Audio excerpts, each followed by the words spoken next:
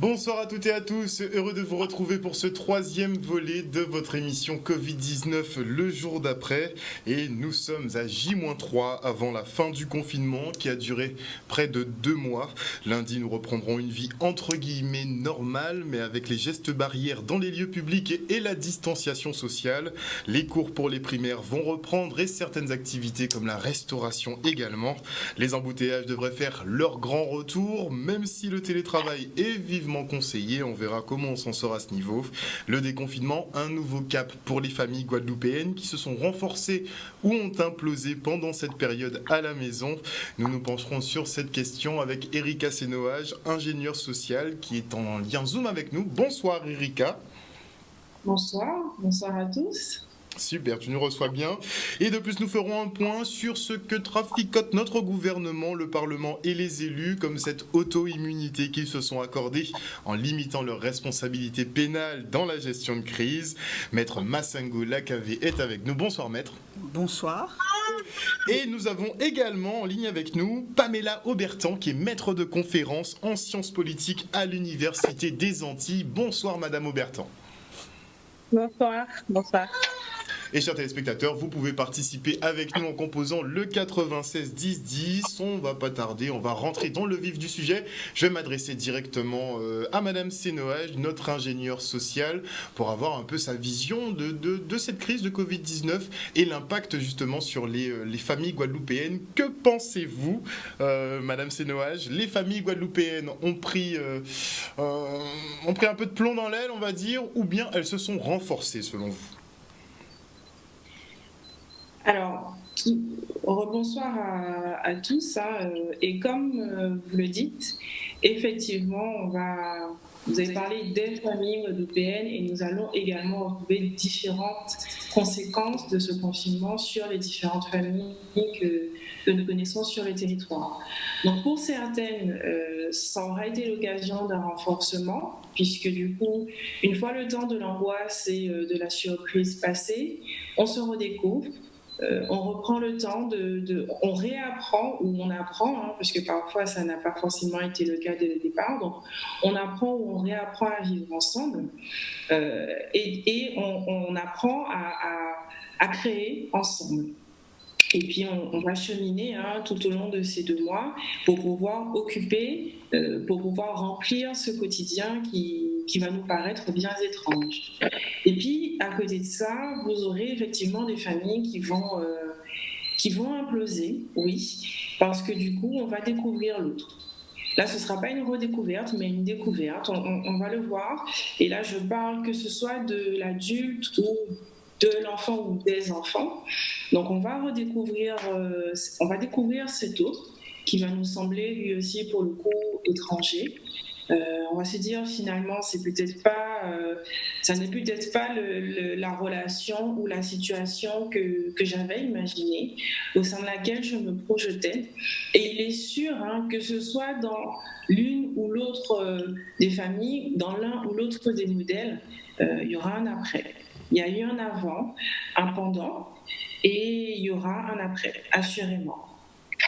Alors, avant de nous dire ce que vous pensez de cet après, je vais me tourner déjà vers Madame Aubertan. Comment se porte la famille de votre côté, Madame Aubertan? Bien, écoutez, nous, ça va. On se porte très bien. On a vécu ce confinement en famille à Pointe-Noire. Donc, Pointe-Noire, comme on sait, c'est vraiment une très belle commune de la Côte-d'Ivoire, entre la mer et la forêt. Donc vraiment, ça nous a permis de passer du temps en famille et du temps très bien nature. Donc, pour moi, le confinement, ça s'est très bien passé. Donc plutôt un bilan positif pour vous. Renforcement des liens familiaux. Oui. Après, vous avez toujours différentes facettes de la même médaille. Moi, je pense à d'autres facettes comme le volet économique, politique, mais en tout cas au niveau familial, ça nous a vraiment permis de passer du temps de qualité, je dirais. Et vous, maître? La famille plus solide maintenant ou... Non, mais effectivement, c'est le temps de qualité. Parce qu'on est soumis dans nos vies actuellement. Il faut tout le temps courir, avoir quelque chose à faire. Et on est plus en train de, j'ai l'impression, de se débarrasser de nos enfants. Qu'est-ce qu'on en fait? On doit les débarrasser à l'école, après on doit débarrasser en activité, après on doit aller... Donc j'ai plutôt cette sensation. Et le fait de se poser, même de façon forcée, a permis de passer du temps ensemble, voilà, avec bien sûr les petits aléas des enfants qui se chamaillent ou leurs copains de l'école leur manquent tout simplement. Donc et puis il faut comprendre aussi, surtout quand vous avez des petits, leur expliquer pourquoi on ne peut pas sortir. C'est pas très évident de trouver les mots. J'ai aussi abandonné l'idée d'être maîtresse d'école, parce que j'ai vu que c'était pas possible. C'est pas votre vocation. Voilà, donc j'ai lâché prise à ce niveau. Et puis, quand j'ai lâché prise, ça s'est très bien passé. J'avais plus de crispation, tout allait bien. Donc plus de positif qu'autre chose. Oui, au niveau familial, oui. Ok. Donc on a plutôt 3 bons exemples. Je ne sais pas si Madame Sénoage veut nous parler de l'aspect personnel de cette question, à son niveau. Alors, je peux quand même dire qu'effectivement, une fois qu'on a élagué tout ce qui n'était pas essentiel, je le dirais comme ça, on revient en priorité, on revient au quotidien et on profite de notre environnement. Donc moi aussi, je suis à la campagne et effectivement, ça m'a permis de me concentrer sur autre chose, d'avoir un autre quotidien, de revoir mes priorités. Donc oui, pour moi aussi, ce bilan il reste quand même positif. Oui. Ok, donc un bilan, moi aussi je dresserai un bilan plutôt positif de ces 2 mois finalement de confinement, bon même si j'étais pas vraiment confiné aussi, mais on a vu de nouveaux termes, on voulait en parler la semaine dernière, on a vu de nouveaux termes apparaître comme la distanciation sociale, que beaucoup n'apprécient pas forcément, les gestes barrières. Est-ce que ça, vous pensez qu'on le gardera, ou est-ce que ce sera un frein justement, un frein au renforcement des familles ? Alors, ce sont de gros mots, aujourd'hui. Ce sont de gros mots qui sont en train d'intégrer la sphère commune, si je puis dire comme ça. Et oui, qui vont se perpétuer dans le temps. Ça va devenir la réponse à tous les mots, quelque part, et parfois même à exagération, je pense. Et effectivement, il va y avoir, pour les plus fragiles, il va y avoir des conséquences. Si on doit se conformer stricto sensus à cette notion de distanciation sociale et de gestes barrières, bien sûr que pour les personnes isolées, et là je parle de toutes les formes d'isolement, les personnes isolées, les personnes fragilisées, bien sûr qu'il va y avoir une conséquence, oui. Ok, la solitude risque d'être plus ravageuse finalement que la maladie en elle-même. Beaucoup le redoutent. Ce sera encore plus de la solitude que de la solitude. On va vers la détresse, on va vers... C'est pour ça que je parle de toutes les formes d'isolement, puisqu'il y a cet isolement physique, géographique, et puis après vous avez tout ce qui relève de l'émotionnel et de l'affectif. Là, on n'en parle pas encore, mais effectivement, dans l'après, il y a cette sphère-là, oui. Ok, bon, c'est pas de bonne augure finalement. Est-ce que vous, maître, vous allez voir vos aînés, les anciens, ou bien vous les protéger en restant à distance? Non, oui. Deuxième partie, j'appuie sur le B. Donc, non, je n'ai pas violé le confinement à ce niveau. Il y a beaucoup trop de risques. Quand on voit le résultat dans les EHPAD, je pense qu'il ne faut vraiment pas jouer avec cela et se croire plus fort en disant oui, mais je vais bien respecter, je vais me mettre à distance, je vais mettre et tout ira bien. Je ne veux absolument pas me sentir responsable à ce niveau. Vous voyez, je ne veux pas me sentir responsable. Comme quoi, c'est quelque chose qui commence à se répandre dans la société. N'est-ce pas Du quelconque, voilà. De bien réfléchir à la responsabilité, mais est-ce que de là, on doit les laisser tout seuls? C'est ça la grande question. Non. Le manque affectif, ça joue énormément. Oui. C'est pour ça que les EHPAD ont réouvert avec prudence, où on a vu ces images à la télé de 3 ou 4 tables entre la personne âgée et le visiteur. c'est... Parce voilà, qu'il y a le contact physique, il y a les câlins, ça devient très compliqué. Tout le monde se dit bon, on peut pas s'embrasser, on peut pas se faire de câlins, c'est pas dans nos habitudes, ça. Non, et aller expliquer ça à un enfant. Clairement. Voilà. Ah, moi, j'ai Non, vu tu mes n'as pas petits- le droit de toucher. Non, tu restes à distance. Exact. C'est compliqué. Ça va être très compliqué. Donc, Madame Sénérage, on va faire comment? On s'adapte comment finalement? On laisse passer le pli? Alors, je ne sais pas si aujourd'hui nous sommes prêts encore à nous adapter, parce que ça nécessite quand même une réflexion sur l'après. Or, aujourd'hui, je trouve qu'on est dans l'instant immédiat, c'est-à-dire le 11 mai. À la limite, on dirait que la Terre arrête de tourner le 11 mai, qu'on ne se rendrait même pas compte. Parce qu'après le 11 mai, il y a le 12, le 13 et tous les mois qui suivent. Donc, sans être pessimiste, mais simplement pragmatique et réaliste, dans cet après, il faut effectivement appréhender toutes les décompensations en lien avec la situation actuelle. Donc, tout à l'heure, Maître Bertin l'a énoncé, hein, il y a l'aspect économique, par exemple, oui, c'est vrai, mais au niveau humain, on peut craindre quand même des conséquences qui vont s'échelonner dans le temps. Ça ne va pas venir d'un coup, mais une fois qu'on pourra retrouver l'ère qu'on n'avait pas depuis 2 mois, on peut craindre des situations critiques de personnes qui n'auront pas retrouvé leur marque, puisque quand même le quotidien était rythmé. Donc comme le disait tout à l'heure Maître Massango, on avait des activités pour les adultes, pour les enfants, le rythme avec la famille, le rythme avec les amis, les soirées, et ceci et cela. Un certain nombre de choses que nous n'allons pas forcément pouvoir retrouver dans l'après. Donc oui, on ressent, mais à quel prix et avec quelles conséquences? Il y aura forcément un prix à payer dans ce cas.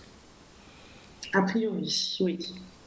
Même si certains aujourd'hui parlent de la résilience en expliquant que nous sommes un peuple résilient, je veux bien, mais nous ne sommes peut-être pas forcément tous, nous n'avons pas les mêmes capacités de résilience et ni le même rythme. Or, effectivement, quand on ressort, il faut avancer parce que le temps n'attend pas, parce que même si c'était une situation planétaire, mais chaque territoire aura sa manière de réagir et va reprendre la course au vent. Alors, est-ce que la façon de réagir, par exemple, de notre gouvernement était bonne d'un point de vue social? D'un point de vue social, on peut questionner, on peut toujours questionner les prises de position, sachant que les uns et les autres ont des enjeux qui leur sont propres. Donc, ce que nous, on va percevoir aujourd'hui comme une décision juste ou injuste, moi, ce que je vis là où j'habite ne sera pas la même chose que ce que Madame Aubertan vit là où elle habite, ou que ce que Madame Massanou vit là où elle habite. Donc, parce que quand on regarde bien, finalement, on parle de bon confinement. Bon, si on a un jardin, c'est une chose. On peut être en famille, c'est bien, on a le plein air.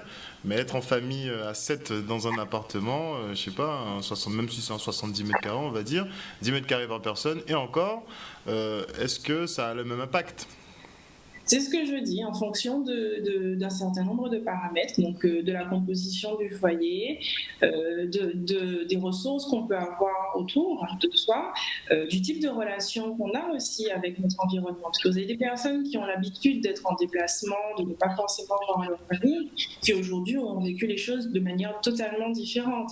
Mais dans tous les cas, le fait d'avoir une contrainte dans sa marge de manœuvre, forcément, il y a une conséquence au niveau social et au niveau humain. Chacun va appréhender les choses de manière différente. Là, vous me parliez du jardin, mais j'ai pu échanger avec des collègues qui effectivement ont un jardin et qui m'ont dit aujourd'hui qu'ils n'ont pas du tout envie de reprendre le travail. D'accord. Donc certains se sont déjà un petit peu ancrés dans ce confinement. C'est le nouveau mode de vie, donc on ne veut pas y retourner. Même si on a une forte proportion de la population on a l'impression qu'il y a une forte proportion de la population qui fait partie de la fonction publique à l'extérieur et qui bénéficie des congés bonifiés, donc c'est 2 mois de vacances. En dehors de cela, quand on pose des congés, on ne prend pas 2 mois d'un coup. Donc là, aujourd'hui, même si le rythme et la marge de déplacement n'est pas celle qu'on aurait eue si on avait été en vacances, n'en demeure pas moins qu'on n'était pas, pour ceux qui n'ont pas eu le télétravail ou qui ont eu des aménagements, on avait quand même une marge de manœuvre qui a perturbé le quotidien. Donc là, aujourd'hui, imaginez revenir à l'ancien système sans prendre en compte ces conséquences-là. Pour moi, c'est presque utopique. Hein. Il faut voir ce qui va se passer au niveau politique et je vais me tourner justement vers Madame Aubertin, qui est maître de conférences en sciences politiques. Déjà, on aimerait votre analyse critique sur la gestion de crise. On a eu celle de Maître Massambo, qui était assez acerbe justement sur les décisions à peu près qui ont été prises dès le départ. Votre analyse? Bien, moi, je trouve que le gouvernement a commis un certain nombre d'erreurs. Et ces erreurs, je pense que la liste peut être longue, donc je rejoindrai peut-être Maître Massambo sur certains points. Premièrement, des erreurs de communication. On nous a dit que le masque n'était pas obligatoire, et puis après le masque était obligatoire. On nous a dit que de rester confiné, surtout ne pas sortir, mais vous devez aller travailler. Pas de rassemblement de plus d'une centaine de personnes ou d'une dizaine de personnes, mais vous devez aller voter le dimanche. Ensuite, le plan de déconfinement, on vous dit aussi, attention, pas de rassemblement de 10 ou 15 personnes parce qu'il y a encore du virus qui circule. Nous, on envoie les plus jeunes à l'école. Donc, c'est vrai que la façon dont a communiqué le gouvernement, la gouvernance de la crise et sa gestion en fait que la population, justement, n'a plus confiance dans ce gouvernement. Déjà, il a perdu cette bataille de la confiance. Mais surtout, moi, ce que je pense que cette crise a montré, c'est les faiblesses du modèle français. Quand je compare avec d'autres pays comme l'Allemagne, on se rend compte que l'Allemagne a eu beaucoup moins de morts. On se rend compte pourquoi il y a eu moins de morts, pourquoi les Allemands ont mieux géré la crise. Bien, on se rend compte que cela joue beaucoup dans le système politique. En France, on a un État centralisé, on avait un chef hiérarchique avec une équipe uniforme qui décide de tout.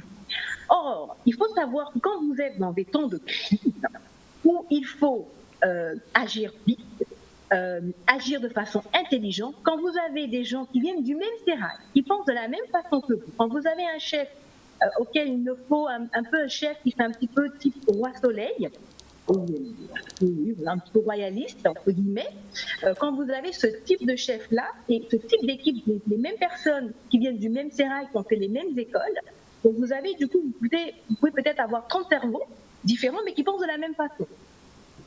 Et le problème à ce niveau-là, c'est que du coup, vous n'avez pas le temps d'avoir des retours sur le terrain, d'avoir des opinions différentes. Alors, quand vous êtes dans une crise, par exemple, la littérature des mouvements sociaux, la littérature sur la gestion des crises vous montre que dans les temps qui vont suivre, où on aura des crises climatiques, de biodiversité qui vont s'enchaîner les unes contre les autres, il faut avoir des équipes diverses, avec des personnalités différentes qui viennent de milieux complètement différents et surtout qui ne pensent pas comme vous.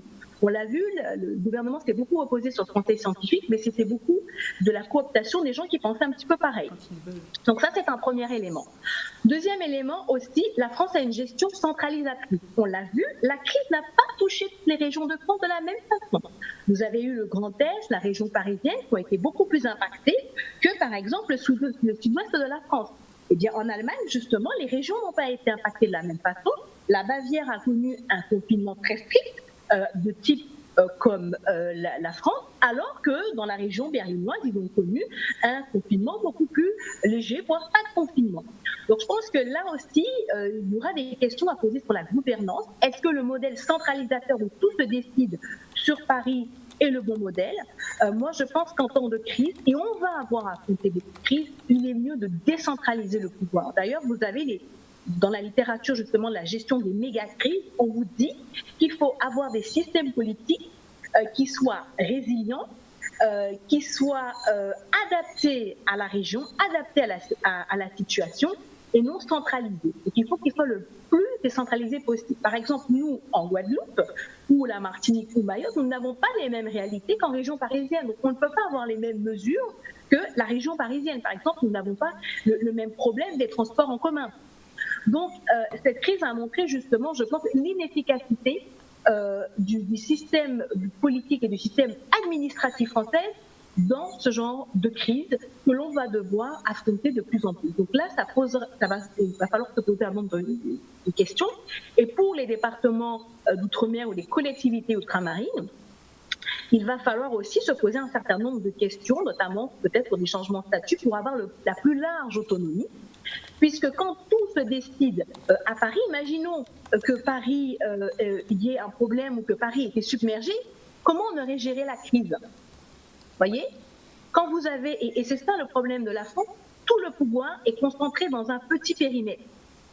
Donc il se passe, bon là c'était un virus, mais il peut se passer un coup d'État ou un accident autre qui touche le centre du pouvoir, eh bien vous décapitez la tête et l'ensemble du corps ne peut plus fonctionner.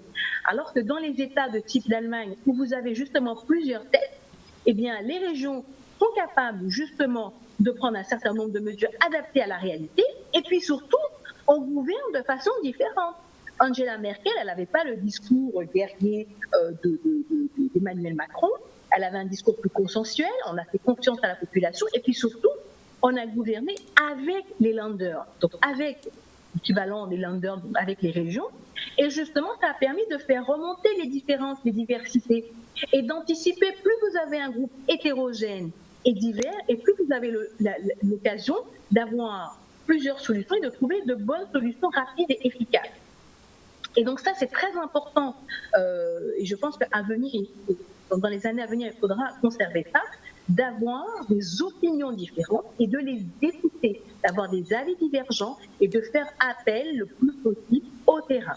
Donc, je pense que cette crise, bon, je ne vais pas trop m'étendre, mais en tout cas, les principaux enseignements que l'on peut tirer, c'est que le système de type centralisé, hiérarchisé, un peu guerrier, où c'est un seul homme qui dirige tout, ça pose un problème. Imaginons qu'Emmanuel Macron et Édouard Philippe auraient eu le Covid-19.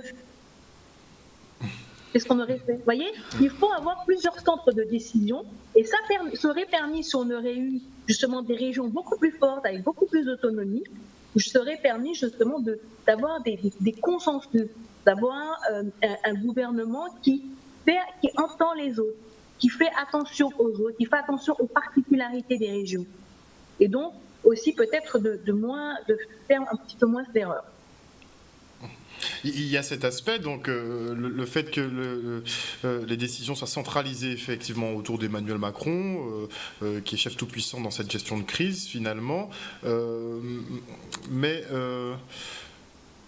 la problématique, il y a une autre problématique qui se pose, c'est est-ce que dans leur gestion de crise, ils ont choisi l'humain ou l'économie ? Visiblement, ça a tendu vers l'économie et ça a impliqué justement un certain nombre de choix.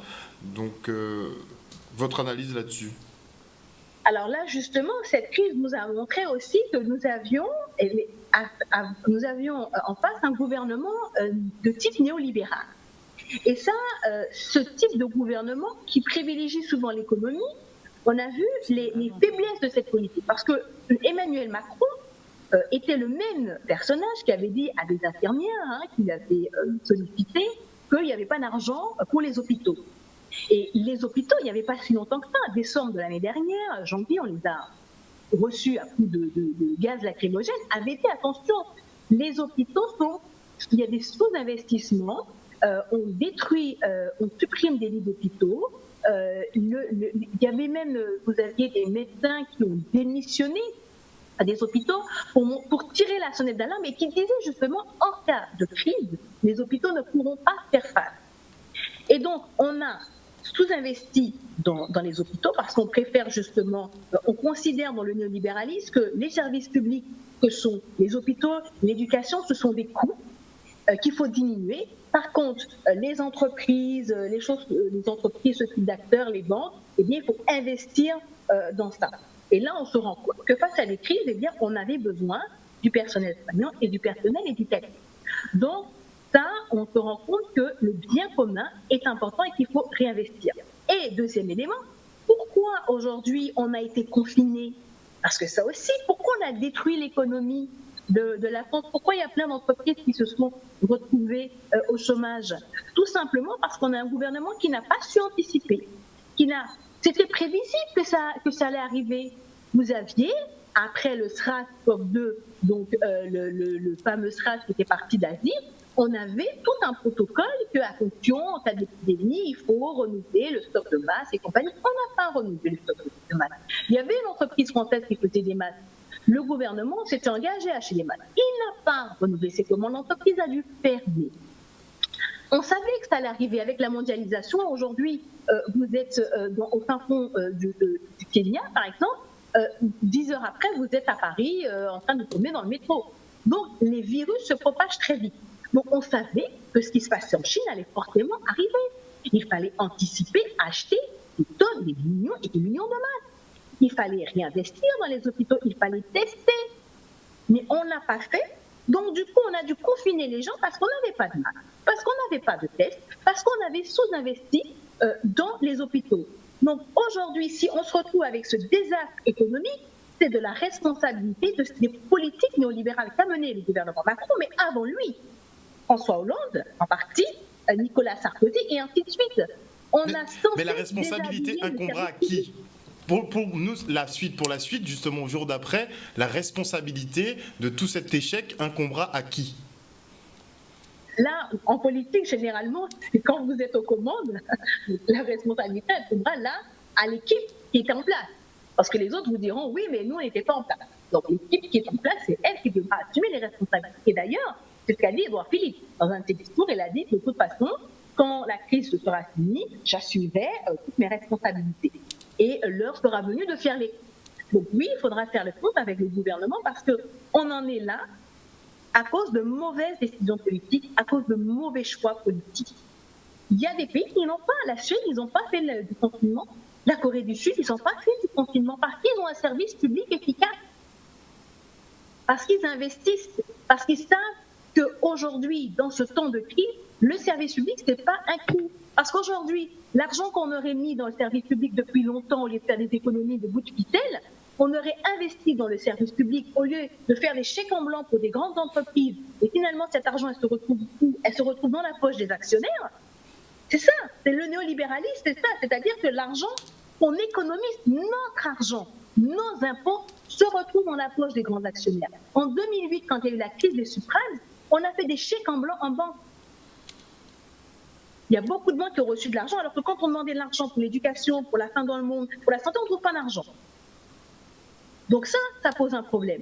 Et ça, c'est le fruit de toutes les politiques. Et oui, le gouvernement est responsable, mais les autres gouvernements aussi ont une part de responsabilité. Nous aussi, on a une part de responsabilité à mettre en place des élus qui privilégient l'économie sur la santé ou l'éducation. Donc je pense qu'aussi, nous, en tant que citoyens et électeurs, il faudra se poser des questions. Et il faut surtout qu'on se dise que c'est notre argent. Quand l'État dit on va investir, on va désinvestir, c'est notre argent. Et donc, en question politique, il faudra aussi peut-être introduire des budgets participatifs comme l'ont fait certaines régions au Brésil, par exemple Porto Alegre ou de plus en plus de villes, où les gens leur doivent dire parce que c'est notre argent. Donc si aujourd'hui on décide d'investir dans la santé et non pas pour enrichir les actionnaires, eh bien on peut le faire. Et je pense que cette crise doit aussi nous pousser à reprendre le pouvoir, parce qu'on est dans une démocratie indirecte, donc on a des représentants élus qui nous représentent, mais on se rend compte que souvent, eh bien, on a délaissé tout le pouvoir. Cette démocratie peut-être doit être changée, avoir une démocratie un petit peu plus directe, mais en ce qui concerne le budget, de dire qu'on ne fera pas n'importe quoi avec notre budget et on veut un rééquilibrage en faveur de la santé et de l'éducation. Donc ça, c'est des propositions que l'on peut faire. Et d'ailleurs, c'est ce qu'avait fait au lendemain de la Seconde Guerre mondiale le Conseil national de la résistance, à qui on doit la sécurité sociale et un certain nombre d'avancées. Ils s'étaient réunis avant. Ben là, on est loin des idées d'après-guerre. Oui, mais vous savez, à l'époque aussi, c'était un peu, c'était novateur, parce qu'il faut se rendre compte que c'était pas si longtemps, la fin du 19e siècle, où les gens travaillaient le dimanche, il n'y avait pas de sécurité sociale, il n'y avait pas de congés, des congés payés, il n'y avait pas de congés payés, ça arrive en 1936. Donc vous voyez que tout ce qui paraissait improbable peut le devenir. D'ailleurs, la crise du Covid-19 nous l'a montré. Quand on disait aux États qu'il faut réduire les émissions de gaz à effet de serre, qu'il faut diminuer la consommation, diminuer les transports ainsi de suite automobiles, dire non, ça va nous coûter de l'argent. Eh bien, regardez un petit virus, ce que ça a permis de faire aux États. Ça leur a permis, on a vu que quand on veut, on peut. Et l'argent qu'on ne trouvait pas pour les soignants, on l'a trouvé, comme par hasard. Alors qu'on nous disait, il n'y a pas d'argent, les caisses sont vides, les caisses sont vides. Et on nous disait, il faut respecter la règle du 3% du PIB. Et là, on nous dit, non, c'est pas. Non, il y a un virus, ne respectez aucune règle. Donc, quand on peut, on peut. Et je pense que cette leçon devrait être tirée auprès des électeurs citoyens, mais également auprès des politiques. On verra si les foyers guadeloupéens auront tendance effectivement à garder ce souvenir en tête ou bien l'effacer avec un retour à la normale entre guillemets. On parlait de responsabilité. Avant de revenir sur l'aspect social, on parlait de la responsabilité. Qui est-ce qui va finalement devoir payer pour cette mauvaise gestion de crise? Vous nous parliez justement de ce site plaintecovid.fr qui recense 176 000 téléchargements, donc 176 000 plaintes pénales potentielles sur nos élus. On voit que finalement, ils ont ils ont passé dans la nuit de mardi à mercredi, je crois. Ils ont voté donc l'article 1 finalement de la prorogation de l'état d'urgence sanitaire qui devrait donner une petite immunité pénale aux élus, notamment aux maires qui s'inquiètent d'éventuelles contaminations. Déjà, qu'est-ce qui se passe au niveau du Sénat et de l'Assemblée? Et qu'est-ce qu'ils veulent concrètement? Ce week-end, nous étions au Sénat.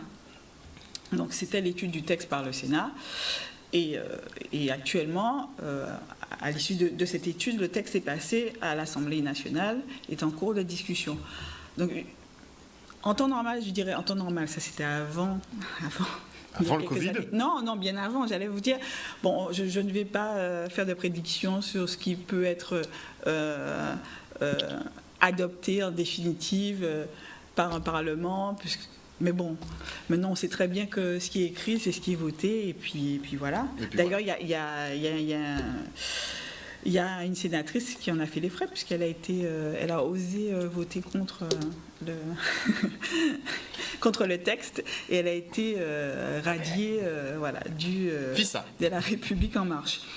Donc là, le texte a été étudié au Sénat et je suivais les discussions parce que c'est très intéressant j'invite d'ailleurs tout le monde à le faire. Vraiment, il faut vraiment avoir du temps.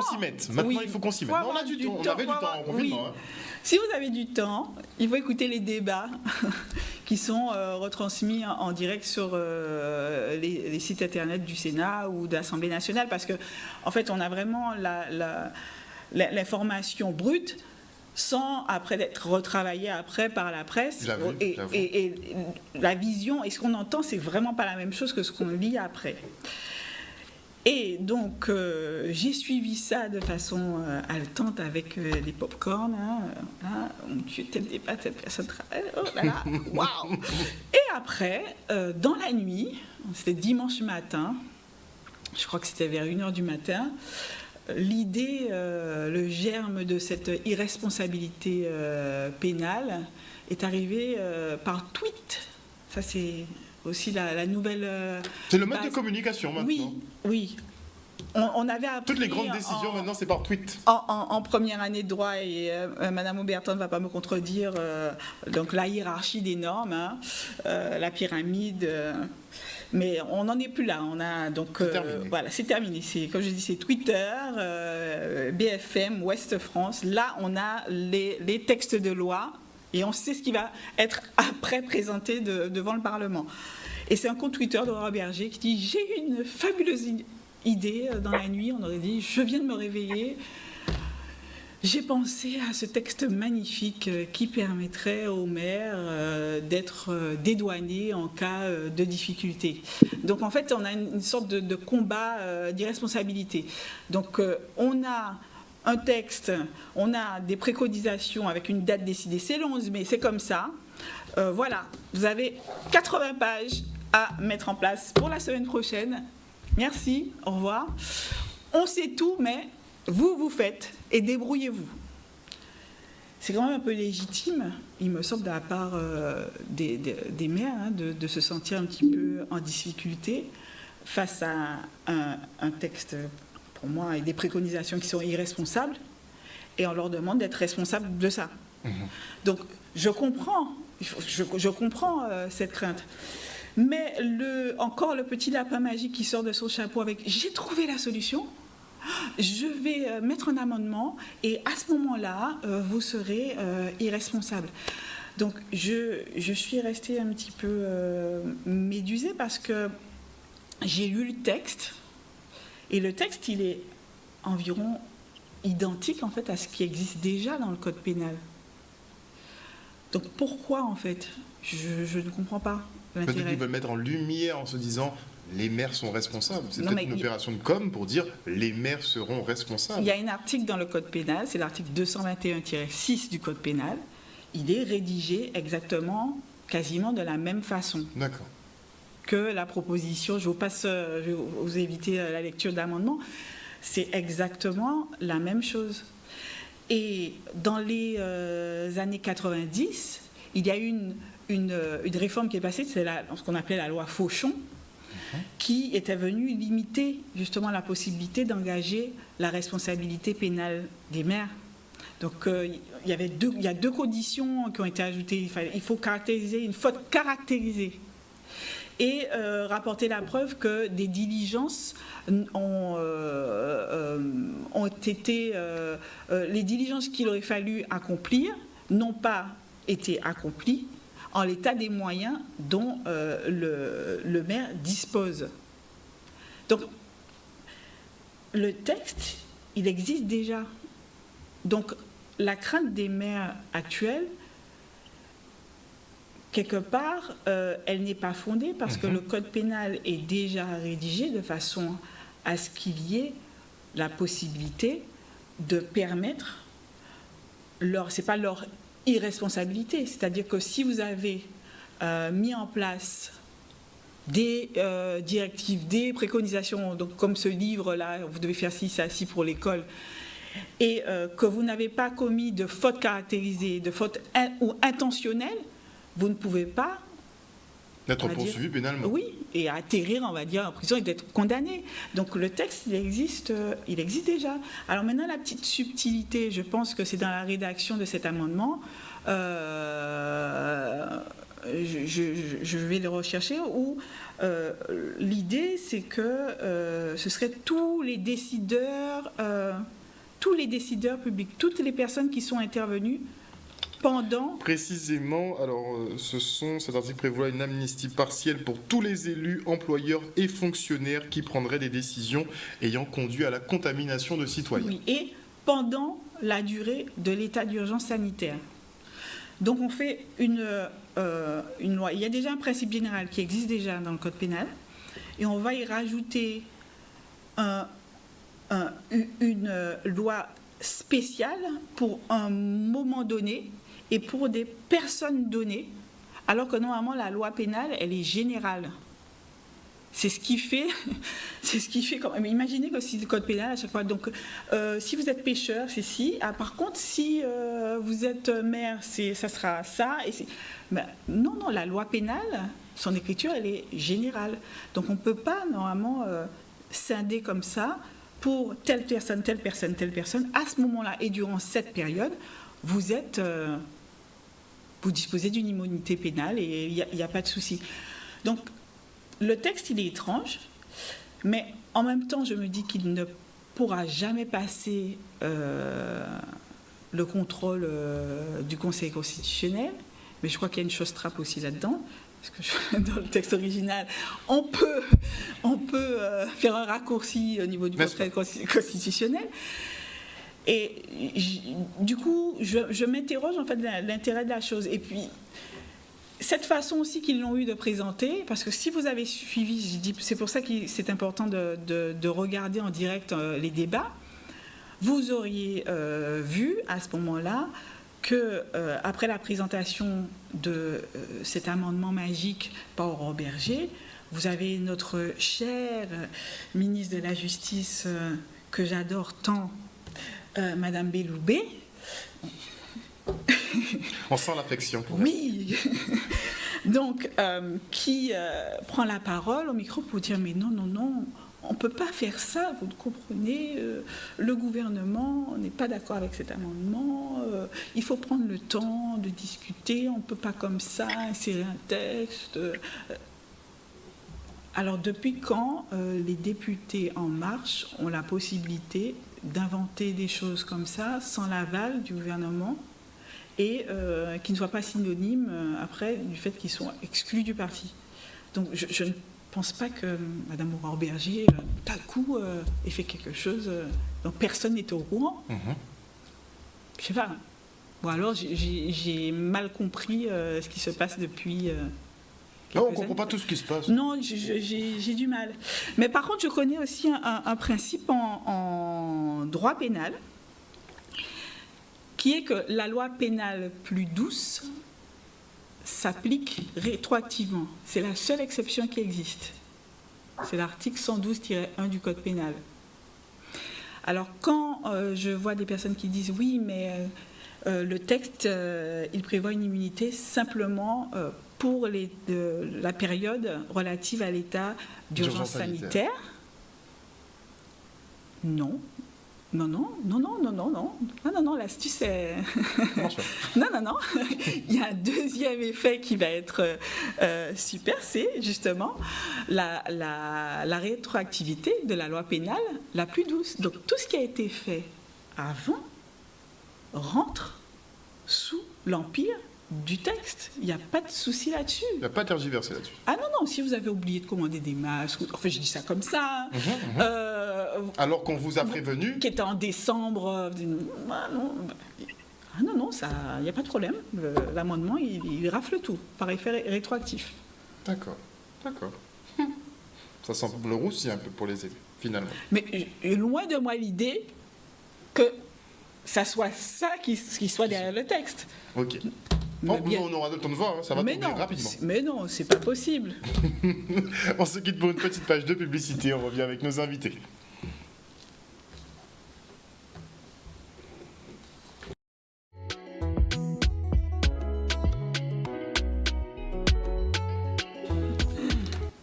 Mais ceci dit, c'est pas exclu, hein.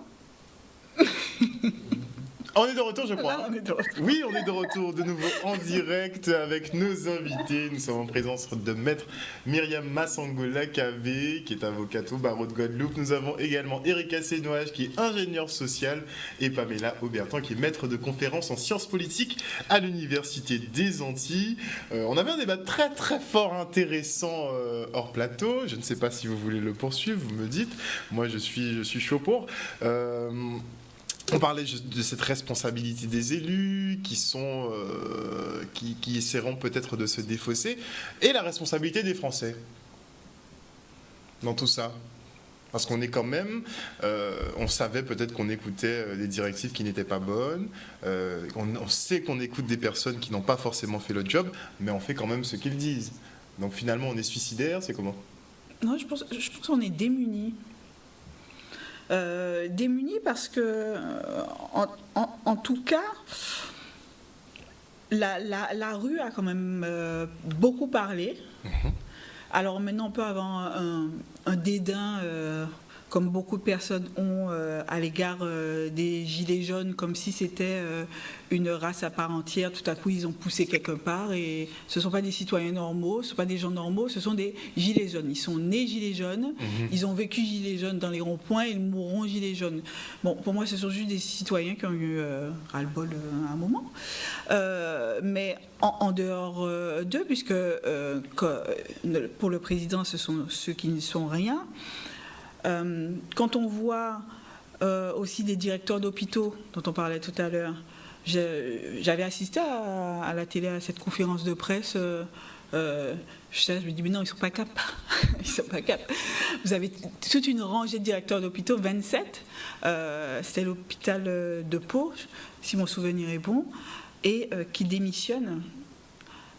quel est l'intérêt d'un directeur d'hôpital qui a une vie normale, un poste dont on pense qu'il est tranquille alors qu'il ne l'est pas du tout, comme il l'explique à chaque fois. Quel est l'intérêt pour quelqu'un de s'exposer et de démissionner de sa fonction? Quel est l'intérêt pour un pompier d'aller dans la rue et de risquer de perdre un œil et une main arrachée? Quel est l'intérêt des infirmières de l'Hexagone ou d'ici qui étaient au milieu d'un rond-point?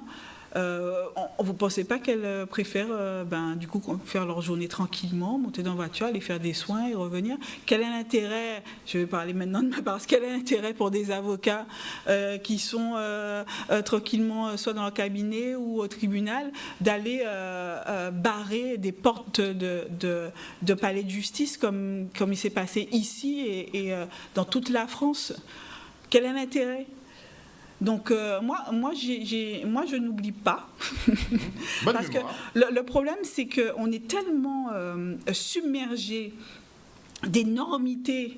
Je suis moins consensuelle, hein, d'énormités au fur et à mesure, tous les jours, qu'on finit par être débordé et puis on oublie, juste par exemple, moi, l'énormité pour moi, la palme d'or de cette semaine, c'est la création d'un site internet. Le gouvernement vous indique qu'ils vont contrôler les informations. Il y a tellement de fausses informations qu'ils vont créer le site Désinvox. C'est Sibedia, mon Dieu, ils ont inventé la chose la plus extraordinaire du monde. Et 3 jours après, ils vous disent, finalement, on a changé d'avis. On ferme la boutique. Quand on est auteur d'un tox soi-même, faire un site... Oui. Alors, voilà. Alors sur le moment, on se dit, ils sont lueurs d'espoir, ils sont revenus à la raison. Ils se sont rendus compte que ça ne se faisait pas d'adouber telle presse et pas l'autre, puisque sur ce site internet, vous aviez en fait des articles de presse qu'ils prenaient in extenso et qu'ils mettaient sur le site du gouvernement en disant « Ah, cet article-là, il est bien, cet article-là, vous pouvez le lire et tout », sans accord total des organes de presse qui n'étaient pas informés. Donc ils ont, moi je me suis dit qu'ils ont ont supprimé ce site internet parce que le matin, il y a 60 agences de presse qui disaient qu'ils vont déposer un recours contentieux contre ce site internet. Je me suis dit, bon, ils ont capitulé. Et après, en fait, ce n'est pas tout à fait ça. C'est que le site référencé de prédilection qui était Décodex du Monde a publié quelques heures avant le fait que Olivier Véran avait menti lors d'une conférence de presse en disant que le conseil scientifique avait totalement validé l'ouverture des écoles le 11 septembre et le Monde sortait en première page sur Décodex. Eh ben non, voilà, j'ai des rapport à conseil scientifique là. C'est écrit ne pas ouvrir les écoles avant septembre. Donc, faux, mensonge, c'était écrit en gros gras. Et paf, on vient vous dire, finalement, on s'est rendu compte que ce n'était pas une bonne idée, donc on supprime le site parce que, vous voyez, on a beaucoup réfléchi. Non, c'est pas ça. C'est juste que, j'ai dit vulgairement, ils vous ont grillé. Donc mais quand on est auteur d'un tox, on ne peut pas faire ce genre de site. Donc, je reviens à ce truc, parce que je ne suis pas rancunière, je reviens à ce que je disais, je ne suis pas rancunière. On nous a vendu en marche forcée une réforme des retraites en nous disant que tout irait bien parce qu'il y aura la croissance et que ça repose sur le PIB, vous comprenez, par un indice qu'on n'a pas encore calculé. D'ailleurs, on enlève pivot, on le remplace par équilibre. Hein, c'est pas le même mot, donc c'est pas la même chose. Attendez, hein, vous n'allez pas nous dire que juste parce qu'on change le mot, c'est... Non, vous avez rien compris, vous avez rien compris. Et tout va bien parce qu'on est en pleine croissance. Et là, le PIB, c'est pas ma tasse de thé. Hein. Moi, je sais juste qu'on me dit qu'il est maintenant, on a perdu 8 points. Donc, mon point de retraite là actuellement, il est de combien ? C'est ce que je veux savoir. On n'en a aucune idée, on ne sait pas combien de points justement il va perdre parce que forcément si c'est indexé sur le PIB, là les pertes seront astronomiques pour tout le monde. Oui, parce qu'il n'y avait pas d'argent magique avant pour pouvoir résorber le déficit de le régime général. Donc il fallait tout fusionner, sauf pour les policiers, sauf pour les militaires, sauf pour... Bref. Beaucoup donc, bref, un régime universel, pas si universel, mais parce qu'il n'y avait pas d'argent. Pas d'argent magique. Et là, le lapin magique est passé là, depuis un mois, et il distribue de l'argent. Tranquillement. Tout va bien. Alors c'est quand même phénoménal, mais moi je le dis, bon, la population a sa part de responsabilité. Madame Senoage, quel est notre problème? Quel est notre souci? Quel est notre souci? À qui? Je peux étayer. Hein. Moi, ce qui m'estomaque un peu, c'est de voir qu'on est conscient, on est intelligent, donc on est conscient que toute la chaîne décisionnaire dysfonctionne, qu'on a un pouvoir centralisateur, donc on a un seul homme qui décide vraiment de tout, parce que pour le coup, c'est vraiment Emmanuel Macron qui décide de tout. On sait que le conseil scientifique, il a été formé par lui, il dit ce qu'il veut entendre, principalement. Tout ça, on le sait, mais on s'obstine à se dire, finalement, on va faire ce qu'il nous demande. Donc, quel est notre problème? Clairement. Vous avez la stratégie du choc de Naomi Klein, qui vous explique ça aussi. Parce que vous voyez, le gouvernement, beaucoup de gens ne s'attendaient pas du tout à un confinement. Un confinement de la manière dans laquelle il a été effectué. On nous a appris le vendredi que les écoles allaient fermer, et le lundi soir, pour le mardi, on nous dit à partir de mardi, il vous faudra une autorisation pour sortir, il faudra tout ça. Donc, du lundi soir au mardi 4, on vous dit, tenez, à partir de mardi, on vous annonce ça le lundi, et à partir de midi, c'est comme ça. Donc, vous imaginez, et même pour les enfants, ils n'ont même pas eu le temps de se dire au revoir, d'aller récupérer leurs trucs. Le vendredi, on leur dit, il n'y a pas école. Et donc ça a été un choc pour beaucoup de personnes. Et quand vous êtes choqué, il y a un temps d'arrêt, un temps où, comme on dit en anglais, frozen. Vous êtes entre guillemets gelé. Et c'est ce temps qu'utilisent les politiques et les gouvernements qui utilisent cette stratégie du choc pour passer des lois, soit des lois liberticides, soit des lois qui avantagent le capital. On a vu cette stratégie du choc qui a été utilisée par le gouvernement Bush lors du World Trade Center, lors de cet attentat, où justement on a passé énormément de lois liberticides, et on s'est rendu compte quoi dans les lois. D'ailleurs, vous avez Michael Moore qui a fait un très bon film, Fahrenheit 11.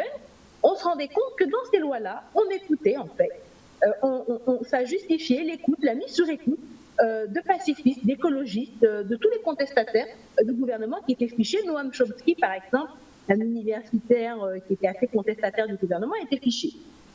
Et donc, on a fait passer un certain nombre de lois liberticides ou des lois qui restreignaient un certain nombre d'activités ou qui autorisaient des pouvoirs exceptionnels. Et donc, voilà, même chose aussi là. Et on profite du fait que la population soit sur le choc, soit un petit peu estomaquée, pour faire passer un maximum de lois liberticides. Et on le voit actuellement. Maître Massango en parlait, des lois qui dérogent au droit, par exemple au droit pénal, mais également au droit du travail, où on avait une durée hebdomadaire. On contourne les 35 heures, on vous met sur urgence sanitaire pour travailler pour 60 heures. On contourne les congés payés, on vous impose des congés payés. Vous ne pouvez pas prendre les congés payés en même temps que votre compagnon. Bref, une série de lois qui n'ont pas forcément à voir avec l'urgence sanitaire, mais on utilise l'urgence sanitaire pendant que vous êtes sur le choc pour faire passer un certain nombre de lois, et souvent pour faire passer de l'argent aussi, notre argent, notre bien commun, à d'autres entités privées. Et ça, on l'a vu, c'est des stratégies qui sont utilisées notamment par les gouvernements de type néolibéral. Donc il y a aussi ça qui explique ce choc qui fait qu'on reste sous le choc, on reste ébahi. On est atterré, exactement. Et vous avez aussi un deuxième élément qui avait été décrit par Antonio Gramsci, donc qui est un théoricien italien. Il avait écrit ça justement pendant la Seconde Guerre mondiale. Pourquoi les Italiens, les Allemands, les Français suivent des gouvernements qui sont fascistes, qui sont autoritaires? Et il avait théorisé ça parce qu'il appelle l'hégémonie. Il vous explique qu'en fait l'hégémonie, c'est un concept qui permet en fait aux dominants de vous dominer. À travers quoi? Eh bien, à travers l'école, à travers les médias, à travers différentes pratiques religieuses, on vous apprend, par exemple, à obéir. À l'école, on vous apprend à obéir à la maîtresse, on vous apprend à rester bien assis, à suivre un certain nombre de règles. Si bien que vous êtes formaté par la société, vous êtes formaté pour obéir. Et donc, le fait de contester les normes, de contester le gouvernement, eh bien, ça vous semble impensable. Par exemple, la propriété privée, on ne va pas contester la propriété privée. On a été éduqué, propriété privée, attention, on n'y touche pas. On a été éduqué à un certain nombre de règles. Et le droit à sous son apparence neutre, objectif, universel, cache des intérêts dominants et avantage une minorité. Mais on cache tout cela sur le droit ou sur l'éducation. Et donc, ce qui fait que, comme disait Antonio Gramsci, la prison se retrouve dans votre tête. Il expliquait que le pouvoir, en fait, doit être comme un centaure, être comme une bête, mais aussi être humain. Et le pouvoir repose aussi sur le consentement. Donc, on consent à ça, parce qu'on pense que c'est bon, que c'est les gouvernements, donc ils sont au pouvoir, il faut obéir, et on apprend qu'il faut obéir, il faudra attendre la fin des 5 ans pour pouvoir changer. Donc, on nous a éduqués aussi comme ça à obéir, et c'est ce que Gramsci appelait l'hégémonie. Pourquoi aussi, lors du nazisme, alors que beaucoup de gens étaient opposés, on a suivi. Pourquoi aussi, la France, quand elle est passée sous le régime de Vichy, on a suivi parce que c'était comme ça, les règles ont changé, donc on est éduqués pour cela. Et pour que ça change, il faut des gens contestataires dans une société, et souvent les gens contestataires, eh bien, vous les retrouvez beaucoup en sciences sociales, en philosophie, en sociologie, et comme par hasard, ce sont les secteurs dans lesquels on diminue justement les postes d'enseignement, la philosophie en enseigne de moins en moins, puisque ça crée des dispositions un petit peu trop contestataires. Donc là aussi, c'est quelques éléments qui peuvent nous permettre aussi de comprendre pourquoi on accepte cela finalement. Madame Senoage. Alors, j'aurais une approche probablement un petit peu différente. C'est vrai que sur notre territoire, la population a un lien très particulier avec ses représentants. Un lien qui s'apparente à un lien de confiance. Donc, une partie, en tout cas, de la population y est particulièrement attachée. Et donc, ne questionne pas, à aucun moment, les décisions qui sont prises. Que ce soit dans notre intérêt ou pas, vu qu'il l'a pensé et qu'il l'a dit, qu'il le dit, je pense, c'est que c'est normal et que c'est ça. Donc, je ne sais pas s'il y a cette démarche d'acceptation par rapport à ce qui est proposé, à ce qui est dit. Il l'a dit, donc c'est ça. Et puis, effectivement, comme l'a dit Maître Aubertin, à côté de ça, vous avez une partie qui va questionner. Alors, pour le coup, cette partie-là, elle questionne tout. Elle questionne en permanence. Et donc, du coup, mais simplement, ça n'est pas forcément la majorité. Et puis après, à côté, on a ceux qui ne se positionnent pas, ceux qui ne se sentent pas concernés, et donc qui ne vont pas réagir face à ce qui se passe autour d'eux. Et ça donne le résultat de la situation actuelle. Alors, on ne doit pas oublier que cette année, avantage, inconvénient du Covid, entre autres, les élections municipales ont été reportées. Donc on peut imaginer qu'en fonction de la manière dont les choses vont se dégoupiller là, au courant du mois de mai et dans les mois à venir, probablement qu'il pourrait y avoir un vote sanction. Sinon, pour répondre à ta question, Harold, là encore, je pense que tu te demanderas, mais quel est notre problème ? Parce qu'on peut voir les mêmes tendances que celles qu'on a aujourd'hui. Parce que on a cette adoration, entre guillemets, vis-à-vis de nos représentants. Qui est-ce qui aurait dit à la sortie du confinement, même pas, puisqu'on n'est pas encore sorti, que tout le monde irait faire des queues de 4 heures pour manger au McDo ? C'est vrai que ça laisse perplexe.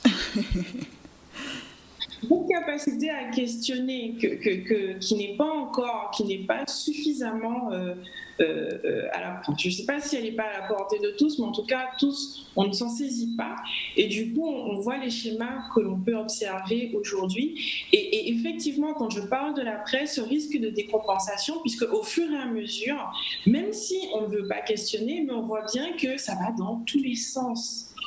On n'a jamais eu autant d'informations sur un laps de temps. J'avoue. C'est hallucinant. forcé d'assister à tout ça, puisque même si on ne veut pas, mais on doit savoir ce qui se passe, ce qui se dit. Donc si on ne va pas chercher, si on ne va pas confronter, si on n'interroge pas, donc on voit qu'aujourd'hui c'est blanc, demain c'est rouge, et après demain c'est violet, on se dit c'est bizarre, hein, c'est la même personne qui est dans le même corps. Donc là, quand on va revenir à cette réalité, quand les uns et les autres vont devoir retrouver leur place initiale, ça peut être compliqué. Vous avez vraiment l'air de penser qu'il y aura un bug, que peut-être les gens vont bugger à la reprise? C'est pas seulement à la reprise, hein, c'est dans les mois qui suivent. Là, en fait, on est sur des dommages collatéraux. Hein. Aujourd'hui, moi, ça, quelque part, ça me fait sourire qu'on ait un décompte journalier du nombre de cas identifiés et du nombre de décès.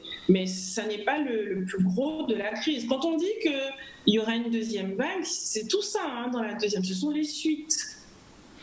Sur la deuxième vague, d'ailleurs, j'ai été un peu choquée. Je dis, quand vous suivez les débats, vous apprenez beaucoup de choses d'un sénateur, le sénateur Malhuret, qui se moque au micro du ton péremptoire avec lequel M. Mélenchon a dit qu'il y aura une deuxième vague.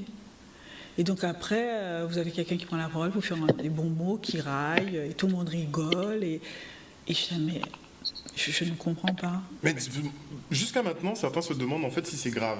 Si la crise qu'on est en train de traverser, si la maladie, si le Covid-19 en fait est grave, puisque c'est vrai qu'on voit une certaine légèreté auprès de certains qui floutent un peu ce message en fait.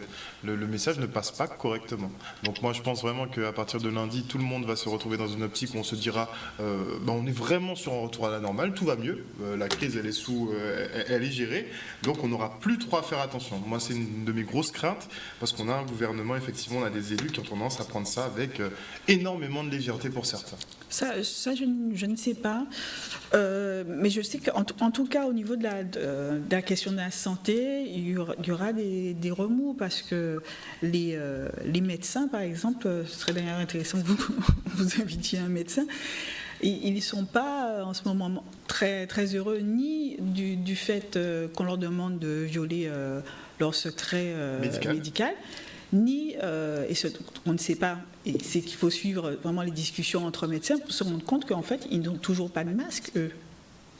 Et les dentistes n'ont pas de masque. C'est vrai que c'est massif. Il y en a qui n'ont pas du tout. Ça, c'est vrai. Les dotations ne sont pas plus grandes. Donc, j'ai l'impression que tous les corps de métier... donc, il y a eu avant le Covid, donc comme je dis, les médecins, les avocats et tout, là c'est en train de revenir. Tous les corps de métier sont en train d'un petit peu d'être en surchauffe. On va quand même passer un sale quart d'heure. En perspective, ça s'annonce pas très bien. On parle beaucoup Madame Sénat, je parle justement des traumatismes qui vont frapper un peu la population. À quelle ampleur vous pensez? Toutes les catégories sociales pourraient être touchées? Chacun à son niveau, avec ses failles, parce que finalement, cette crise-là, on parle de crise, hein, elle aura quand même permis de révéler, de redimensionner le zoom là, sur un certain nombre de situations qui n'étaient pas forcément prises en compte, et de les amplifier. On ne peut pas les nier, celles-ci. Donc, quand on parle de l'inceste, on parle des violences conjugales, des violences familiales. Dans ce domaine-là, il y a un zoom. On sait que, bien sûr, tout ça a été accentué. Et puis après, à côté de cela, peu importe cette situation socio-professionnelle, peu importe l'environnement, bien sûr qu'il y a une fragilité qui va être accentuée, et de revenir, parce qu'on va se sentir obligé, quelque part. C'est une nouvelle oppression qui revient, et il faut trouver les moyens. Puisque s'il y a cette irresponsabilité retenue, au final, il faut que les uns et les autres trouvent les moyens. Et est-ce que les Guadeloupéens sont prêts, vous pensez ? Alors, on ne peut pas occulter tous ceux qui ont continué à travailler et qui se trouvent à Paris. Aujourd'hui, on a quand même un certain nombre de professionnels, et là je parle toute catégorie socio-professionnelle, voilà, je perds mon français, donc toutes les catégories socio-professionnelles confondues, on a des personnes qui n'ont jamais arrêté de travailler et d'adapter leur activité professionnelle, d'adapter leurs contacts, les déplacements, les services rendus. Là où je crains, c'est pour toutes ces personnes qui ne se sont pas projetées et qui vont se retrouver contraintes, pour qui aujourd'hui la date de lundi, là, c'est une angoisse terrible. Qui savent qu'elles doivent se présenter sur leur lieu de travail, mais ne savent pas comment, elles ne savent pas comment elles vont faire, elles ne savent pas avec quels moyens, elles ne savent pas comment, est-ce qu'il faut dire bonjour, est-ce qu'il ne faut pas dire bonjour, est-ce qu'on y va, est-ce qu'on n'y va pas, qu'est-ce que je fais de mes enfants, puisqu'on a encore une fois des informations dans tous les sens, mais rien de précis, de concret et de rassurant. Et tout précipité. Tout précipité. Alors, je redis, je veux pas être. C'est pas du pessimisme, c'est pas du cynisme non plus, mais simplement de se dire. L'idée, ce serait que chacun puisse se projeter et dire, mais qu'est-ce que je veux moi pour mon quotidien, comment je vois mon avenir. Parce que je redis, il y a le mois de mai, mais il y a l'après mois de mai. Exactement. Comment je m'inscris dans ce quotidien, qu'est-ce que je fais pour tous ces mois à venir et ces années à venir.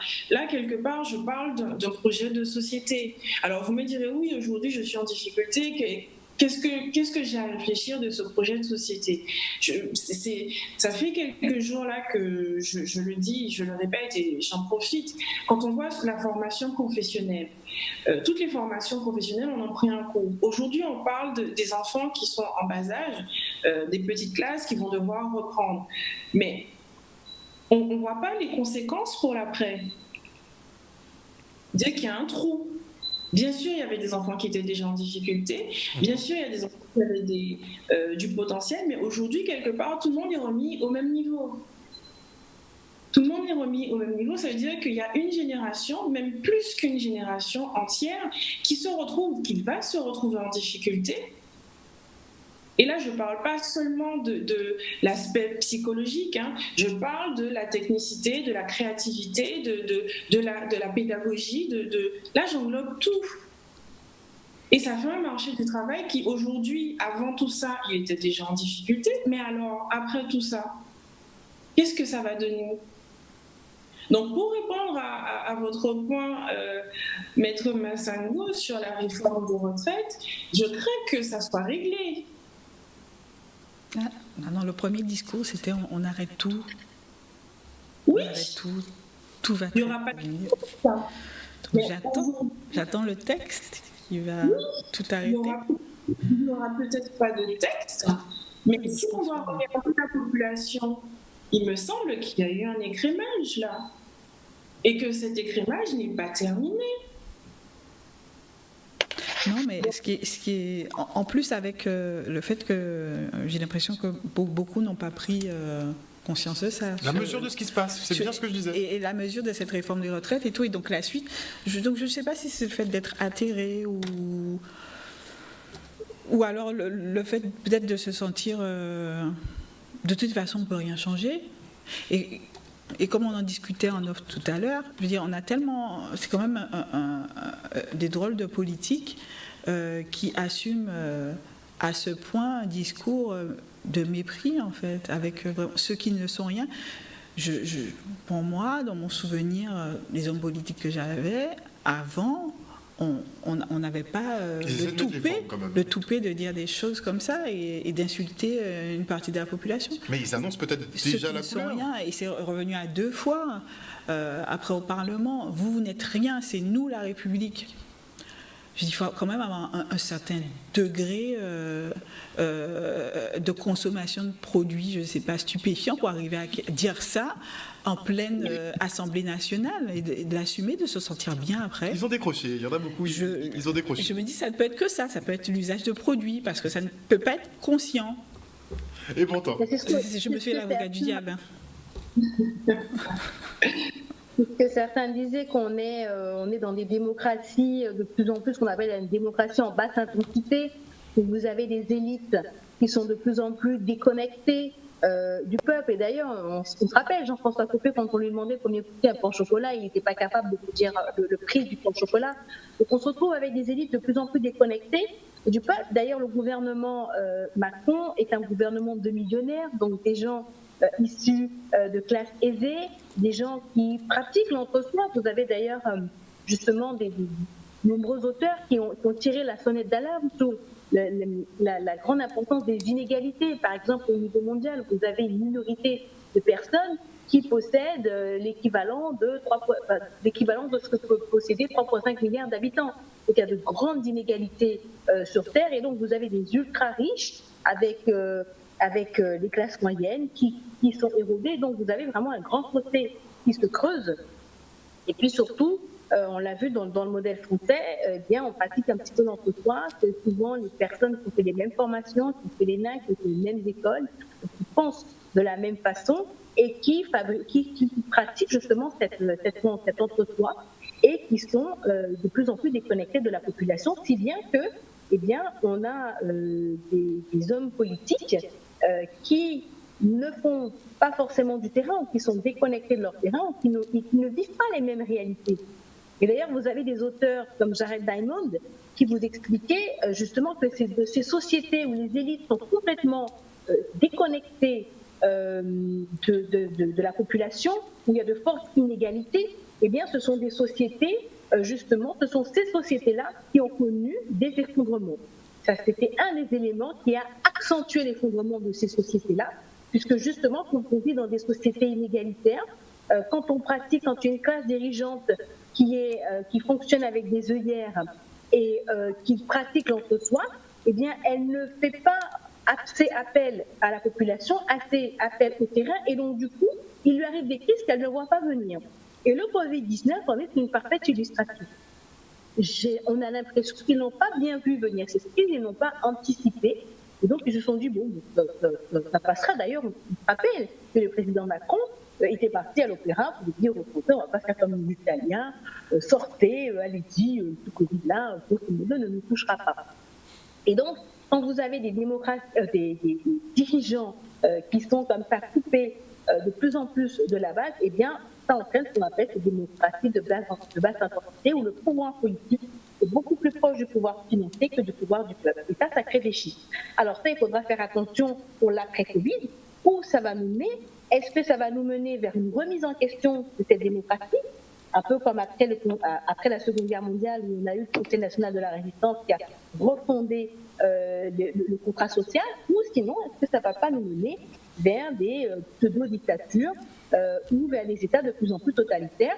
Et il faudra faire attention, puisque, comme nous l'explique le sociologue Edgar Morin, que j'aime beaucoup, il nous dit on est dans cette période un petit peu du clair-obscur. C'est-à-dire que le meilleur comme le pire peut se venir de cette période.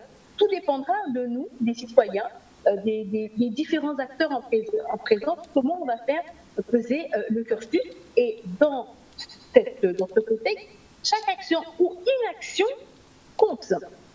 Selon vos actions ou selon vos inactions, vous appuyez, vous faites peser la balance dans un sens comme dans l'autre. Et donc, il faudra faire très attention, puisque on n'en a pas parlé beaucoup, mais dans les lois qu'a fait passer Emmanuel Macron, j'ai entendu parler qu'il avait fait passer la 5G. La 5G, la Chine l'utilise pour pouvoir justement surveiller de façon plus étroite ses citoyens. Et donc, on a un monde aussi qui se profile un petit peu plus autoritaire, avec des surveillances, des brigades. Un autre monde, des brigades, ou un autre monde avec plus d'écologie, plus de solidarité, avec du bien commun, avec le retour au local, le retour à une alimentation saine. Donc, on est aussi acteur, et il faut qu'on fasse attention, puisque aujourd'hui, notre génération a une responsabilité immense. Soit on fait peser la balance vers une société plus juste, plus égalitaire, plus écologiste, soit on ne fait rien, ou on continue business as usual, et on risque d'aller vers de plus en plus de crises climatiques, plus de la biodiversité, propagation de maladies comme ça pathogènes, et dans ce cas-là, avec une privation de nos libertés. Il faut vraiment qu'on fasse attention, et qu'on soit très, comme on dit en termes, qu'on soit très végatif face à ces deux tendances et que nos actions, justement, puissent aller dans le sens que l'on désire. La grande question, c'est est-ce que nous sommes prêts ? Puisque là, on est sous le coup du choc, on va dire. On a une nouvelle échéance avec le déconfinement. Donc, est-ce qu'on sera prêt à traiter ce genre de questions qui seront fondamentales, effectivement, pour la suite ? Est-ce qu'on va donc garder la mémoire de ce qu'on a découvert là sur les 2 mois ou quelque part, quand vous prenez du recul, on peut rigoler en fait du fait d'avoir des titres et dire oh là là, mais la solidarité, c'est ce qui fait qu'on est en train de tenir la solidarité. On applaudit à 20h. On découvre ça et on se dit wow, mais en fait, c'est aussi quelque chose de réel et ça fonctionne. Est-ce qu'on va rester avec cette mémoire ?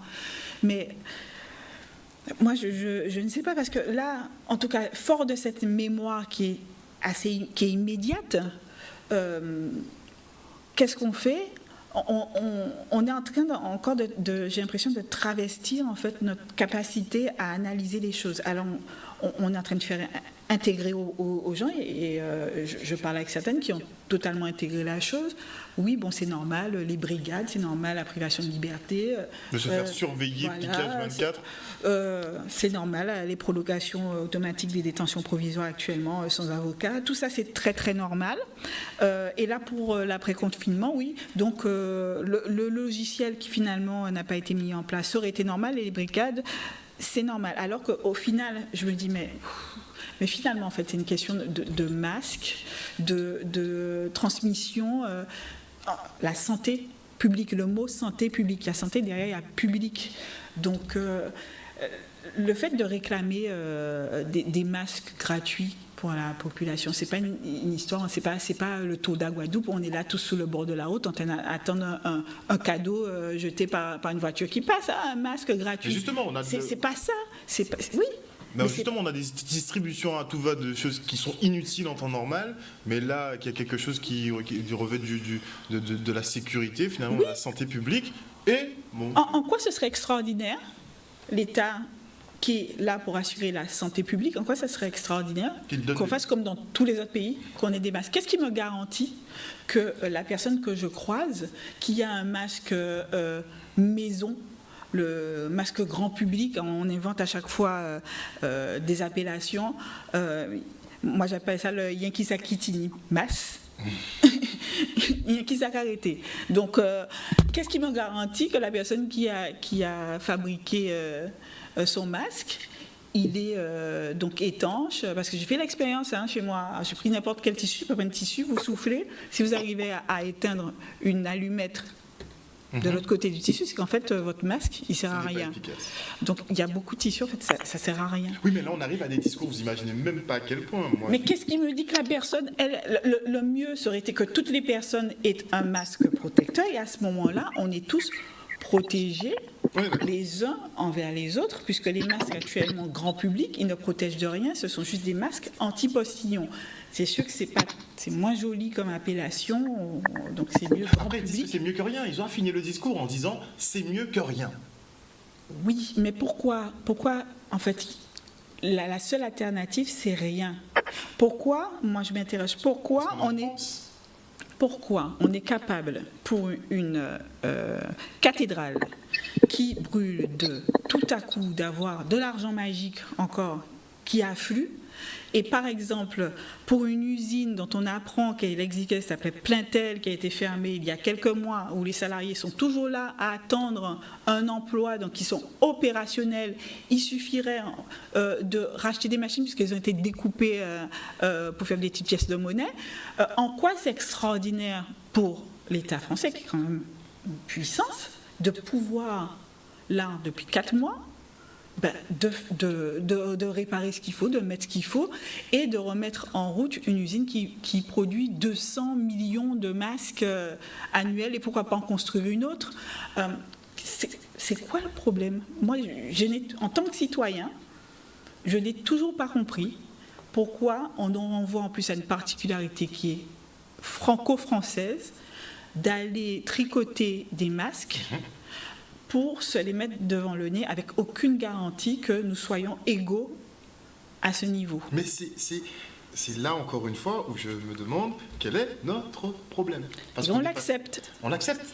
On nous a dit... Parce qu'on nous fait croire qu'il n'y a pas d'autre solution. Mais on sait qu'il y en a d'autres. C'est là où moi, je ne comprends pas, puisque on est doté de cerveau, d'une certaine intelligence, on a une analyse critique, on sait les choses, on voit les choses, et malgré ça, on accepte. Parce qu'on sait que techniquement, l'État aurait dû fournir des masques. Donc finalement, ils se sont dédouanés en disant « ce n'est pas utile, ça ne sert à rien, vous portez un masque, regardez, vous mettez du virus partout, vous ne savez pas le porter ». Donc faire culpabiliser la population parce qu'ils n'étaient pas en mesure de les fournir. Par la suite, des commandes ont été passées, les bons de commande n'ont toujours pas été remis ni aux avocats ni à qui que ce soit, alors qu'ils ont déjà fait les demandes, et on nous dit que finalement le problème sera réglé. Finalement, le problème est réglé de la façon qui suit. Les entreprises privées, dont les pharmacies, les bureaux de tabac ou les grandes entreprises, ont eux réussi à avoir des masques, les distribuent ou les vendent. Et là, on nous dit concrètement, si vous n'avez pas de masque dans le commerce, fabriquez votre masque. On ne dit rien. Et les médecins qu'on ira voir bientôt, qui sont chargés justement de nous pister, de nous dénoncer, ils n'ont pas de masque. Non plus.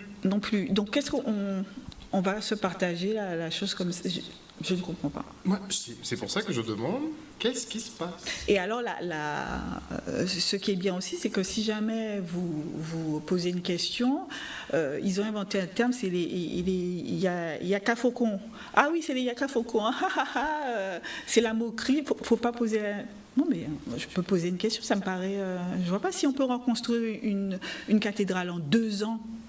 Qu'est-ce qui fait qu'on ne peut pas construire... On peut aménager une usine de fabrication de masques en une semaine ou 2 ? Des masques. Qu'est-ce qui fait qu'on ne peut pas fabriquer des masques ? Surtout que la France se faisait avant. Il y a encore quelques usines, mais pourquoi ? Donc les yaka faucons. C'est les yaka faucons face à les...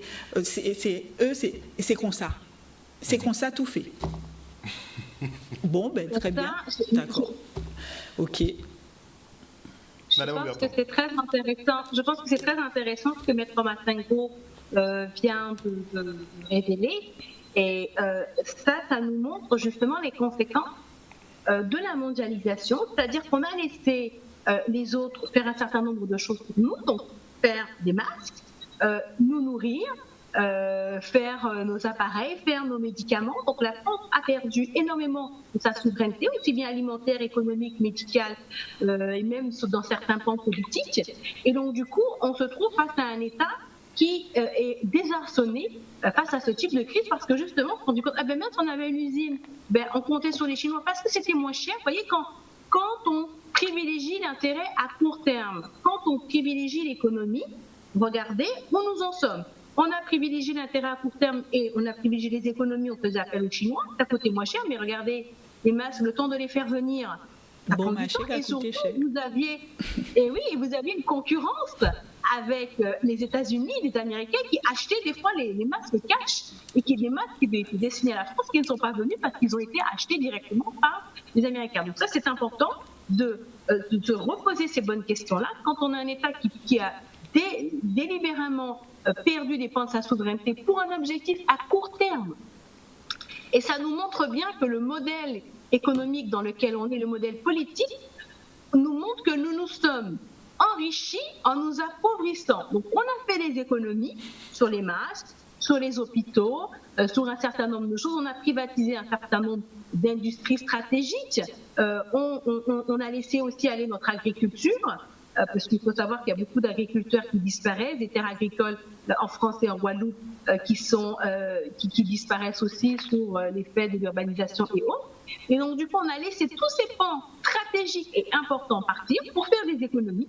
Mais à quoi ça sert de faire des économies quand on n'a pas d'hôpital qui fonctionne, quand on ne peut pas se nourrir convenablement et quand on n'a même pas cette souveraineté ici au point de vue des médicaments, pour les masques, mais aussi pour les médicaments, il faut savoir que la plupart des molécules comme la pénicilline, même comme la chloroquine, sont fabriquées par la Chine, alors qu'en France, on a fabriqué. Donc on a toujours tenté maximisation du profit, mais regardez où ça nous mène, cette vision à court terme, cette vision où on maximise sans cesse le profit, eh bien ça nous mène ici à de graves défaillances. Et finalement, l'argent qu'on a économisé, eh bien regardez, on est en train de le perdre puisque là, on est en fort déficit, on est moins 8 points du PIB du semestre Massingo, et surtout, on a perdu des vies humaines. Et ça n'a pas pris. Et puis, comme le disait Erika, eh bien, justement, les conséquences psychologiques, par exemple, de ce confinement, parce que justement, on n'a pas anticipé, on n'a pas géré, on a délaissé notre souveraineté, les conséquences psychologiques pour les enfants, pour nous, pour les personnes âgées aussi qui se sont vues privées de leur famille. Regardez toutes ces conséquences que ça a eu. La seule chose bénéfique que ça a eu, c'est pour l'environnement qui est resté à l'abri de nos pressions quotidiennes et qui a pu se refaire une santé. Mais sinon, vous voyez où nous mène cette vision à court terme, cette vision économiste. Elle peut être très dangereuse sur le long terme. Parce qu'il y a une certitude, c'est qu'on ne peut pas vivre sans la Terre, mais elle sait très bien vivre sans nous. On le vérifie là, en ce moment. Pas de problème. Vraiment. Alors, on l'a compris avec l'analyse de Maître Bertrand, on a deux choix qui s'ouvrent à nous. Soit on rectifie le tir, soit on s'enfonce un peu plus. Selon vous, quel choix ferons-nous ? Est-ce qu'on s'inspirera justement de ce qui se passe au national, c'est-à-dire on a délocalisé, on n'a plus aucune compétence, on dépend de tout le monde. Est-ce qu'on l'applique ici en Guadeloupe, c'est-à-dire qu'on finalise finalement ce marché local qui est en cours de création avec les livraisons de paniers, le regain d'intérêt sur nos productions. Est-ce qu'on se pose aussi l'interrogation, est-ce qu'on ne devrait pas avoir des usines de production, certaines unités de production pour éviter de dépendre principalement de la France ou bien de l'Europe? Qu'est-ce que vous pensez de ça? Analyse. Alors, si je peux je dirais qu'il ne faut pas qu'on se trompe. Hein. Il y a quand même une minorité visible. Alors, je m'explique. Après 2009, enfin du moins lors de la grève en 2009, il y a un certain nombre de réseaux qui ont ressurgi qui existaient déjà et qui ont été remis au goût du jour et visités par un certain nombre d'usagers. Mais ces réseaux ont perduré, ils survivent et ils sont encore présents aujourd'hui. Donc on a parlé de solidarité, c'est aujourd'hui le concept à la mode, mais cette solidarité n'avait pas disparu, elle a toujours existé. Simplement, comme il fallait injecter dans nos fonctionnements d'autres références qui ne sont pas les nôtres et qui ne correspondent pas à notre territoire, donc on nous a fait croire que cette solidarité n'existait plus. D'accord ?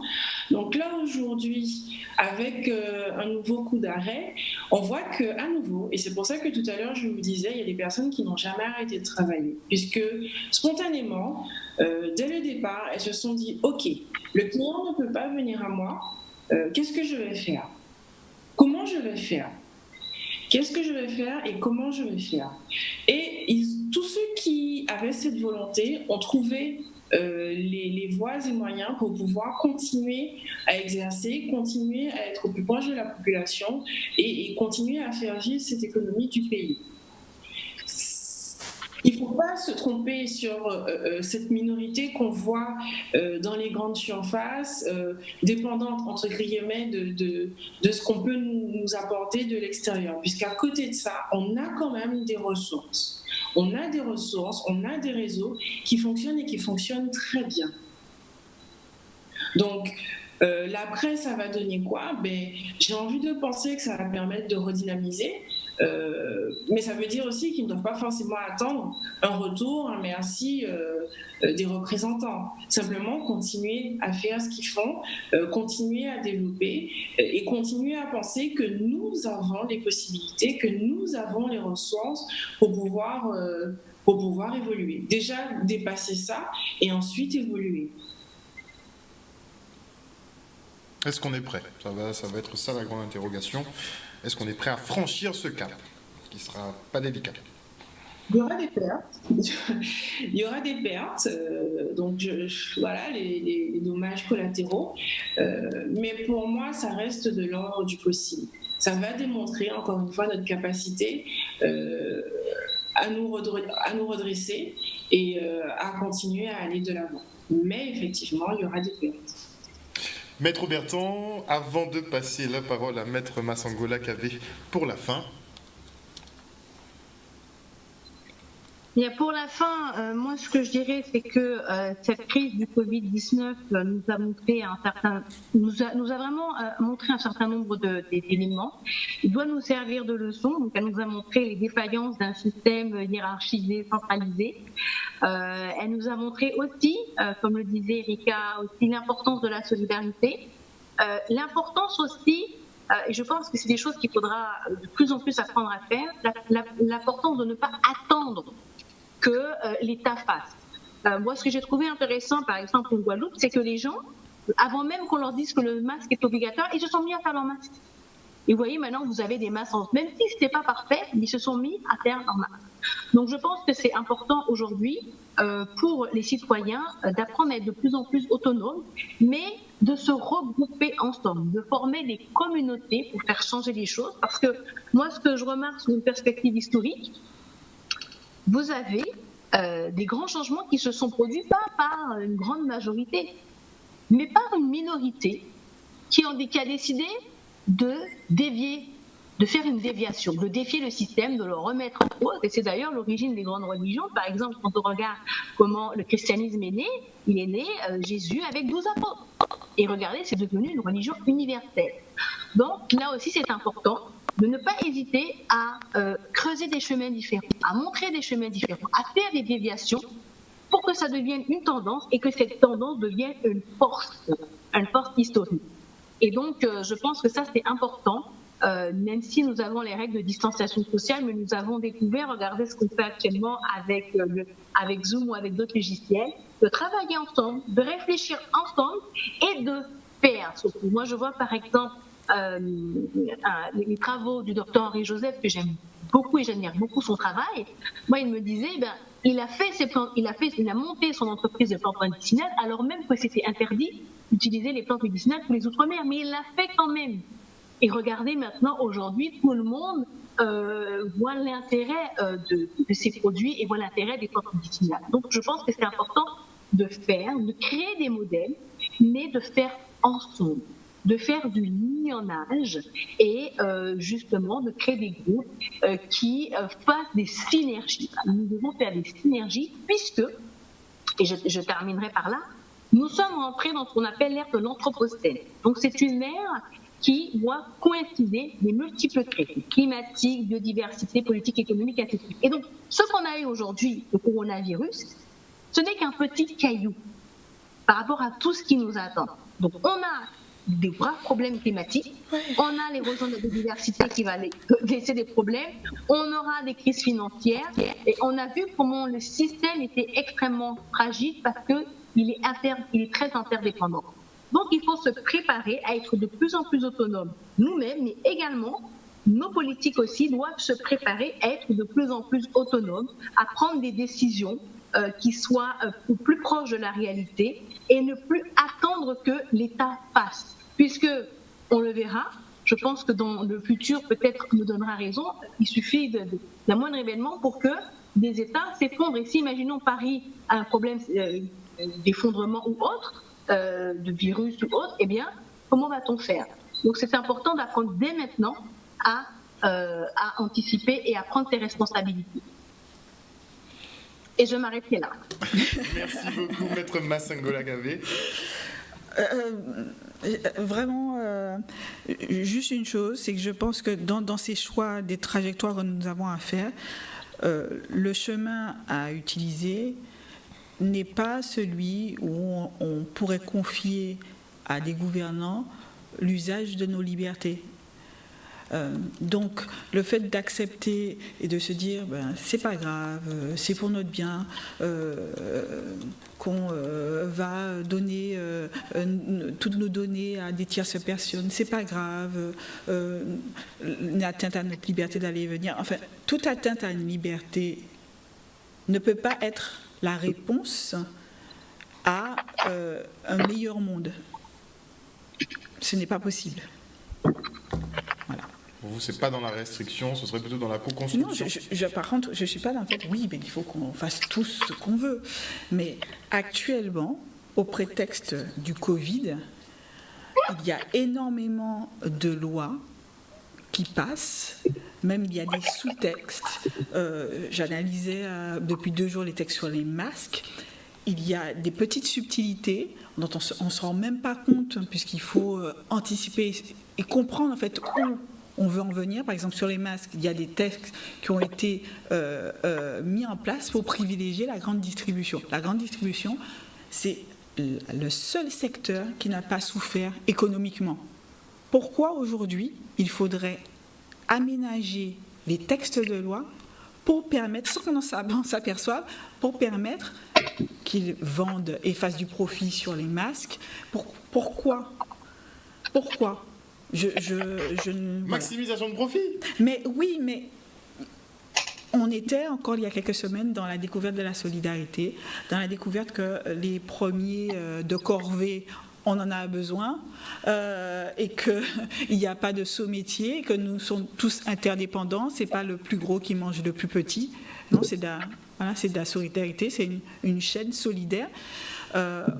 Aujourd'hui, on ne peut pas, comme ça, il me semble, appuyer sur le cerveau reptilien des gens en activant la peur pour leur faire avaler toutes sortes d'atteintes en se disant que c'est pour notre bien-être. Moi, pour mon bien-être, donnez-moi un masque.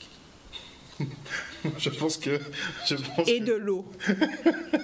C'est très bien de rajouter ça d'ailleurs. Et de l'eau. Marc Gaillard ce matin qui n'ont pas depuis le 22 avril dernier. Urgence sanitaire, crise Covid-19, se laver les mains, ils ne peuvent pas.